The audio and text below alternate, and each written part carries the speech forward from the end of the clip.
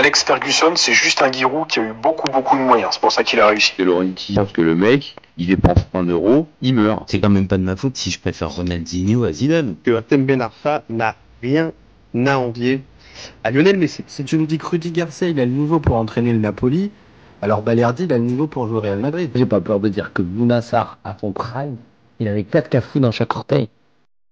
Ferguson, c'est juste un Giroud qui a eu beaucoup de moyens. C'est pour ça qu'il a réussi. De Laurenti, parce que le mec, il dépense 1 euro, il meurt. C'est quand même pas de ma faute si je préfère Ronaldinho à Zidane. Que Hatem Ben Arfa n'a rien à envier à Lionel Messi. Si tu me dis que Rudy Garcia, il a le niveau pour entraîner le Napoli, alors Balerdi, il a le niveau pour jouer au Real Madrid. J'ai pas peur de dire que Bounassar, à son prime, il avait 4 cafous dans chaque orteil.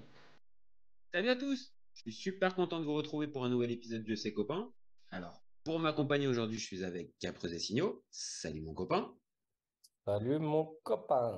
Ouais, copain. Alors, aujourd'hui, on va parler de quoi? On va parler de l'OM. C'est bizarre avec toi, Caprese et Signaux, qu'on parle de l'OM.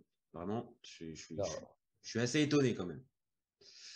Donc, vous commencez maintenant à connaître le principe du live. Deux chroniqueurs vont s'affronter pour répondre à la question suivante. Geoffrey Kondogbia est-il cramé? Alors, je vais défendre la théorie du Un joueur de non. foot. Enfin, T'as dit quoi? T'as dit quoi? est-il un joueur de foot? Ah, carrément, c'est est-il un joueur de foot? Ok. Donc là, t'as un petit peu enlevé le suspense. Clairement, on a compris que t'allais pas le défendre. C'est pas toi qui allais défendre Geoffrey. Donc moi, je vais défendre la théorie du non, il est pas cramé. Pendant que toi, tu défends la théorie du oui, il est cramé. On est toujours ok? On est ok. On est bien ok. Ah, tu m'as fait un petit suspense. Je me suis dit, attends, ça se trouve, au dernier moment, il va vouloir le défendre. Oui. Oui, Allez. bah oui. Allez, c'est parti. Bon, ok, Kondogbia à l'OM, ça commence mal. Ça commence même très mal. Expulsion pour le premier match, pour un match en plus important. Blessure quelques semaines plus tard, une influence invisible.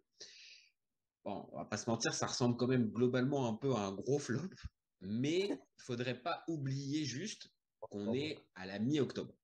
Donc, il reste encore 6 mois de compétition. Je sais, je le répète souvent ces derniers temps, mais on a une première photographie de la saison, mais ce n'est pas une photographie définitive.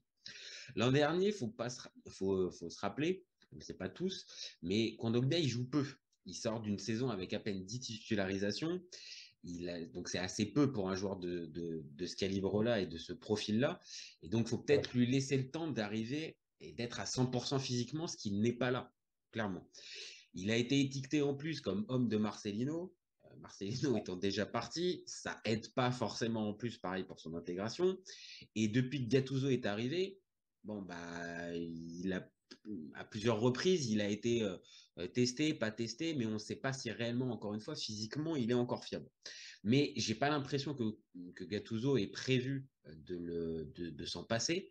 Et là, on va arriver à l'argument majeur pour moi, pour dire que Geoffrey Kondogbia, il n'est pas forcément cramé, c'est que les autres milieux de terrain, depuis le début de saison à l'OM, on ne peut pas dire qu'ils aient éclipsé complètement Kondogbia, que ça soit Vertou, que ça soit Rongier ou que ça soit Unai qui ont joué à ces postes-là depuis le début de saison. Clairement, ça saute pas aux yeux qu'il y a un vrai titulaire parmi les trois que j'ai dit. Donc pour moi, Kondogbia, il a un vrai rôle à jouer et il va avoir une importance parce que c'est le seul qui peut jouer sentinelle devant la défense. Donc, je ne vais pas dire que c'est le joueur qui était attendu par l'OM au début de saison. Pour l'instant, il est encore, on l'a dit, bien en retard, mais j'ai encore un peu d'indulgence pour lui et je pense que dans ce système tactique de 4-2-3 ou 4-3-3, il peut avoir une place et que Gattuso peut bien l'utiliser. Donc pour moi, il n'est pas encore cramé. Voilà pour ma part. Je te lance le timer pour toi. C'est parti, mon copain. Alors, Kondogbia, il n'est pas cramé, il est cuit, bourré. Il est frit confit. Non, mais sérieusement, est-ce qu'on peut même se poser la question? Pour moi, c'est du niveau Abu Dhabi, j'allais dire. Abu Dhabi.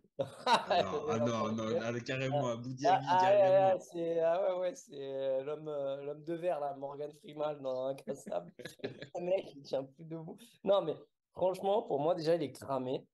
Vraiment. Et le pire, c'est que en plus d'être cramé physiquement, il a plongé mentalement.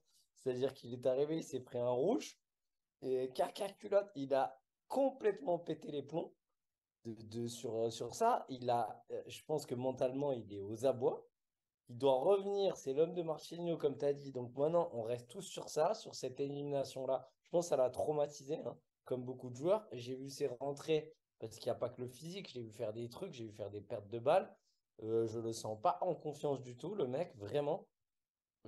J'ai très, très, très, très peur qu'il ne joue pas et qu'à chaque fois qu'il joue, justement, en plus, c'est un mec qui est très irrégulier. Sa carrière, il a fait des fulgurances. À un moment, à Monaco, c'était un top joueur. Mais après, tu vas pas me dire que c'est un mec qui est bon sur la régularité. Donc, s'il n'est pas bon sur la régularité, qu'il est cramé physiquement, enfin, pour moi, c'est vraiment très, très, très compliqué de le défendre. J'espère me tromper. Et si ton seul argument, même s'il y en a d'autres, hein, je t'embête, c'est de me dire, ouais, on n'a pas des mecs bons, c'est sûr que Unai, lui, déjà, c'est pas son poste. Et franchement, là, Unai,